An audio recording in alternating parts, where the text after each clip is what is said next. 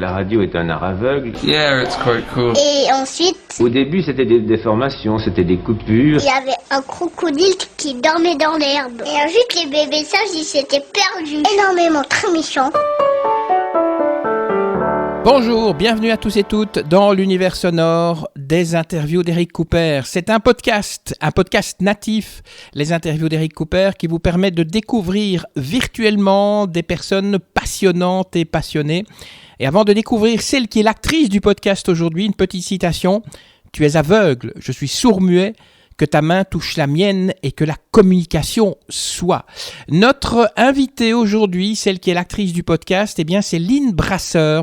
Elle est chargée de communication au sein de l'ASBL La Lumière. Elle va nous faire découvrir cette association. Bonjour Lynn Brasseur. Alors, on parle de La Lumière. Dites-nous un petit peu, c'est quoi La Lumière exactement ? La Lumière, c'est une association centenaire, plus de centenaire, qui existe pour venir en soutien aux personnes aveugles et malvoyantes, pour leur permettre d'accéder à l'autonomie, au bien-être socio-culturel et à l'inclusion sociale dans tous les domaines de la vie. Comment est née La Lumière ? Alors, à la fin de la Seconde Guerre mondiale, en 1919, quand les soldats sont revenus aveugles du champ de bataille, deux infirmières, Nelly Durieux et Madeleine Henrard, ont créé cette petite association pour s'occuper des soldats au départ. Et puis, elles ont vu que ça pouvait servir aussi aux personnes de la société civile qui, souvent, étaient délaissées, qui n'avaient pas de travail, leur créer une certaine autonomie, leur permettre de s'occuper de leur famille. Et donc, l'association a grandi, pour aujourd'hui atteindre la taille d'environ une soixantaine de personnes ici pour les services médico-sociaux et la bibliothèque publique spéciale, et une soixantaine de personnes qui travaillent à l'entreprise de travail adapté. Une question de vocabulaire, est-ce qu'on dit aveugle ou malvoyant ? On dit les deux, parce que y a des personnes malvoyantes pour lesquelles il leur reste un reste visuel, donc qui ne sont pas totalement aveugles, et puis il y a la personne aveugle qui n'ont pratiquement plus du tout de vision ou qui naissent sans vision du tout. Quelles sont les causes en fait de la cécité ? Est-ce qu'on devient aveugle, on est aveugle ? Est-ce qu'il y a des accidents qui provoquent ça, le stress ? Comment ça se passe ? Un peu de tout, oui, on peut naître aveugle. Donc nous, on a des personnes ici qui sont nées non-voyantes, parce que par exemple, le nerf optique n'est pas rattaché à l'œil, donc ça, c'est impossible de voir. Il y a des personnes qui deviennent aveugles avec le temps, donc par exemple, qui sont atteintes de rétinite pigmentaire ou de cataracte ou d'autres maladies qui font que, comme le glaucome, la vue disparaît peu à peu. Il peut y avoir un accident. Il y a certaines personnes qui sont venues ici parce que elles sont tombées. Donc c'est fou, mais ou alors elles ont eu un accident de moto ou de voiture. Oui, toutes les raisons existent, mais c'est plus facile d'atteindre l'autonomie, c'est sûr, quand on perd la vue plus tôt, parce que on a des facultés d'adaptation quand on est plus jeune qu'on perd avec le temps, malheureusement. Est-ce que, grâce à une opération, on pourrait rendre la vue à un malvoyant, même quelqu'un qui est malvoyant de naissance ? Là, c'est compliqué. Ça dépend effectivement quel type de maladie est atteinte à la personne. Parce que oui, certaines maladies, on peut les opérer et d'autres, absolument pas. Donc, on ne peut pas créer comme ça, de manière illusoire, un espoir qui ne serait peut-être pas accessible à tout le monde. Pourquoi les malvoyants portent des lunettes noires ? Alors, toutes les personnes malvoyantes ne portent pas des lunettes noires. Quand les personnes en portent, c'est qu'elles ont ce qu'on appelle une intolérance à la lumière. Donc, une intolérance, quand les lumières sont trop fortes, elles ont du mal et ça leur provoque une douleur dans l'œil. Donc ça, c'est plus pour se protéger de la douleur qu'autre chose. C'est pas pour le look, par exemple. Une personne qui est malvoyante ou aveugle, est-ce qu'elle développe d'autres sens ? Par exemple, l'ouïe, par exemple, l'odorat ou d'autres sens, en fait. Oui, forcément, les autres sens vont être compensatoires. Donc, l'ouïe, c'est très, très important, puisque tout passe par là, essentiellement, quand on est en communication avec les autres, en tout cas. Et puis, le toucher, c'est pour la vie quotidienne, quand on apprend le braille, quand on doit faire la différence entre un objet ou un autre, forcément, le toucher va être beaucoup plus mis en avant aussi. Le toucher, par exemple, est utilisé dans les musées, quand vous faites des visites visite dans les musées, c'est le toucher qui est utilisé. Nous, on les regarde, eh bien, les malvoyants touchent en fait les œuvres d'art. Oui, il y a donc le toucher, par exemple, nous faisons des reproductions d'œuvres d'art en relief et avec des textures différentes pour évoquer les textures qui sont représentées dans une toile, par exemple, mais aussi l'auditif, puisqu'il y a la description de la toile ou de la pièce, de la sculpture, qui est importante aussi. Donc ça passe aussi par l'auditif. Les deux sont vraiment complémentaires. Lorsqu'on croise une personne malvoyante dans la rue, quelle est la meilleure façon pour interagir avec lui ? De lui parler, de communiquer, de lui poser la question si la personne a besoin d'un soutien, d'une aide. Surtout, ne pas se jeter sur la personne, la prendre de force par le bras. C'est ce que la plupart des gens nous disent parce que effectivement, c'est une intrusion dans la vie de la personne. On ne ferait pas ça avec quelqu'un de voyant. Pourquoi on ferait ça avec quelqu'un de non-voyant ? Donc, toujours communiquer, vraiment s'adresser à la personne et lui poser la question, ne pas avoir peur. C'est fondamental. Est-ce qu'il y a des mots qu'on ne peut pas utiliser comme voir, regarder tiens, regarde, j'ai une photo sur mon appareil smartphone et tu veux la voir. Il faut vraiment éviter ce genre de vocabulaire ? Absolument pas. Tous les mots sont bons à dire. Donc, surtout ne pas enlever le verbe voir ou regarder de son vocabulaire. C'est très, très important. Les personnes aveugles et malvoyantes utilisent ce vocabulaire-là aussi parce qu'elles voient d'une autre manière, elles regardent d'une autre manière et elles peuvent aussi voir, regarder une photo, un film. Ça dépend de leur capacité, de leur reste visuel et aussi de leurs envies. Il faut leur laisser décider. Il ne faut pas décider à leur place. Ça, c'est fondamental. Certains malvoyants sont accompagnés par des chiens guides. Est-ce que ces chiens guides, on peut les caresser ou bien il vaut mieux ne pas y toucher parce que ça pourrait, par exemple, perturber la personne qui est la malvoyante, en fait, ou le malvoyant ? Tout à fait. Donc, il ne faut surtout pas caresser un chien guide, il ne faut pas s'adresser à lui, il ne faut pas l'appeler, il ne faut pas... Parce que ça peut vraiment mettre la personne en danger, qui, elle, est guidée par le chien. Le chien ne doit pas être distrait, il doit être vraiment concentré du début à la fin pour que le guidage soit parfait. On va un petit peu parler des activités que vous organisez. Et la première, c'est une entreprise de travail adapté. Ça marche comment ? Ça fonctionne comment ? Alors, c'est une entreprise de travail adapté avec 60 ouvriers qui s'occupent de mailing, conditionnement sous enveloppe, qui font de la reliure, de la chaiserie, donc vraiment pailler des chaises. Et c'est une société qui travaille donc à Cointe avec des chefs d'équipe différents qui, par groupe, par équipe, bien font toutes sortes d'activités qui nous permettent, nous aussi, d'avoir des rentrées financières, puisque l'ETA fonctionne aussi en roue libre grâce aux clients qui font appel à elle. Donc ça, c'est très important et généralement, les clients sont très contents du service rendu. Les personnes donc, qui sont membres de la Lumière, qui n'arrivent peut-être pas à trouver un travail dans cette entreprise de travail adapté, ils ont difficile à trouver du travail en dehors, dans des sociétés en dehors de la Lumière ? Alors, ce qu'il faut préciser, c'est que dans l'entreprise de travail adapté, il y a très peu de personnes malvoyantes. Ce sont des personnes porteurs d'autres types de handicaps. Donc, ça peut être une surdité, ça peut être un retard mental, un problème de locomotion. Donc, il y a, je dirais, 3 ou 4 personnes malvoyantes sur une 60aine d'ouvriers. Donc, pour les personnes mal ou non-voyantes qui cherchent de l'emploi, nous, on a une cellule socio-professionnelle pour les aider, les guider.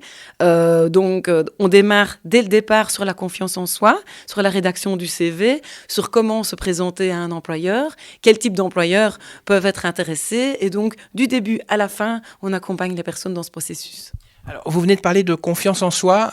La personne malvoyante, est-ce qu'elle manque de confiance en elle en général ou bien c'est seulement des exceptions ?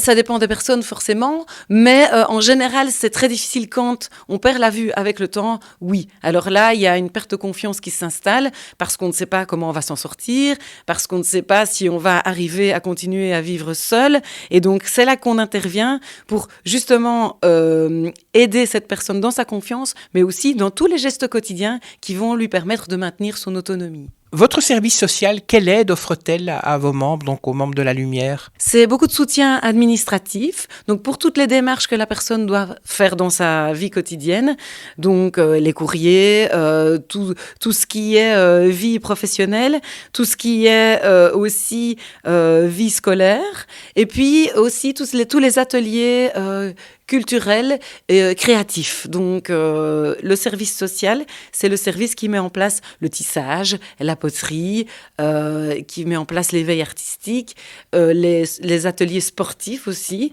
Donc, c'est très important aussi pour que la personne garde un épanouissement et soit bien soutenue dans la vie quotidienne. Quel genre de sport peut-on faire quand on est malvoyant ?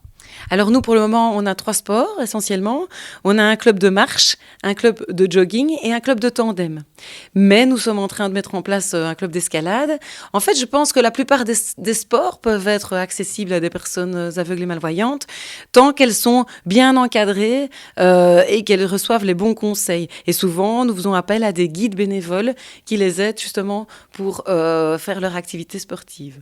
2 mots sur la cellule surdicécité. Ça veut dire que vous avez des personnes qui sont à la fois sourdes et malvoyantes. Ça doit être pas facile pour elles de vivre au quotidien ces 2 problèmes, je dirais. Non, ce n'est pas facile du tout. La plupart des gens sont atteints de la maladie de Usher.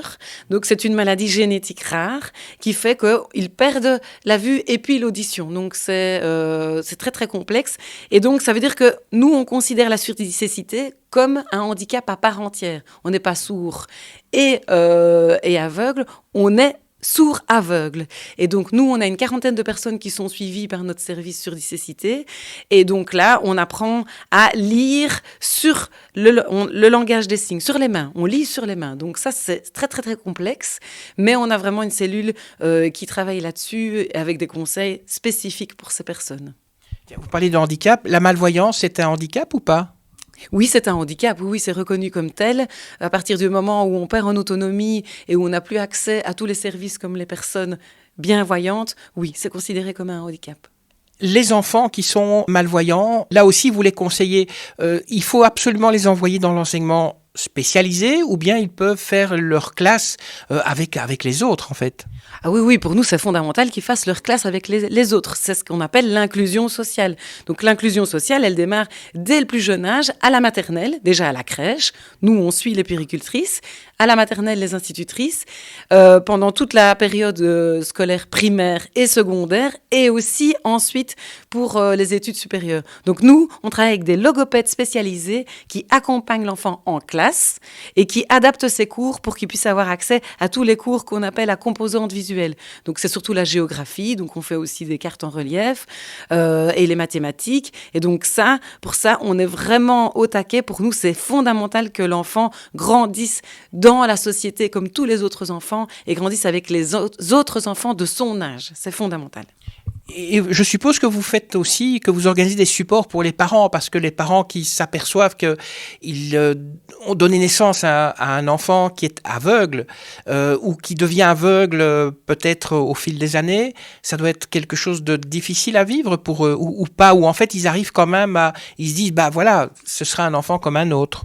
Mais quand ils apprennent cette nouvelle-là, c'est toujours difficile à vivre. Donc, c'est sûr qu'il y a un accompagnement de l'entourage qui est fondamental, des parents, des grands-parents, même des instituteurs, des camarades de classe. On est là aussi pour expliquer ce que c'est que la malvoyance et pour donner les conseils avisés à l'entourage, adapter aussi la maison dans laquelle l'enfant va grandir. Donc, nous, on est là aussi. On arrive avec des ergothérapeutes sur place pour qu'on facilite la vie de la famille et pour que l'enfant puisse grandir de manière la plus épanouie et facile possible.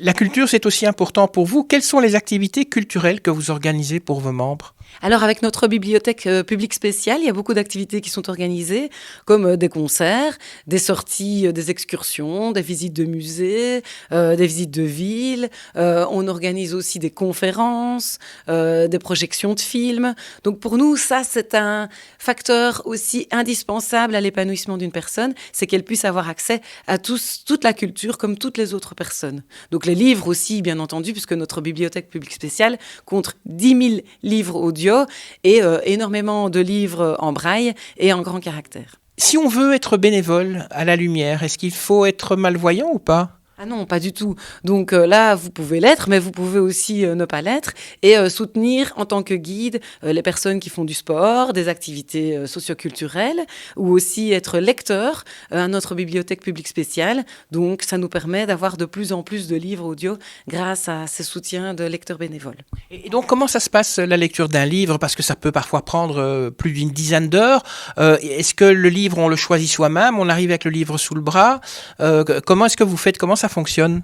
Alors ça peut être les deux. Donc soit vous choisissez vous-même un livre, vous le proposez à la bibliothèque et vous le lisez parce qu'il vous a plu et vous a marqué, vous avez envie de rentrer dans le livre pour mieux le diffuser, ou soit c'est la bibliothèque qui vous propose un ouvrage si vous n'êtes pas inspiré ou que vous préférez lire les ouvrages dont on a vraiment besoin, qui viennent de sortir et voilà, qui intéresseront le plus grand public possible. Une dernière question, quel est votre souhait pour permettre justement aux voyants de mieux vivre avec les malvoyants? Moi, ce que je souhaite, c'est une ouverture d'esprit et ne plus avoir peur. Pour moi, le plus important, c'est de ne pas considérer l'autre comme quelqu'un de différent. C'est, comme on le dit, de voir l'humain tel qu'il est, malgré son handicap, derrière son handicap, au-delà. Donc, on est tous les mêmes et finalement, c'est pas important. Donc, soyons les mêmes les uns avec les autres, ne mettons pas de barrières. Merci Lynn Brasseur de nous avoir présenté cette association qui depuis plus de 100 ans accompagne les personnes malvoyantes. Alors si vous avez envie d'en savoir plus, vous qui nous écoutez sur cette association, vous pouvez aller sur leur site internet lalumière.be. Alors si vous avez aimé ce podcast, n'hésitez pas à le liker, à le partager sur les réseaux sociaux et puis abonnez-vous, comme ça vous pourrez être tenu au courant avant tout le monde de la publication du prochain podcast. Sur ce, je vous remercie, que la force soit avec vous et avec tous les autres et à très bientôt. Ça y est, c'est fini.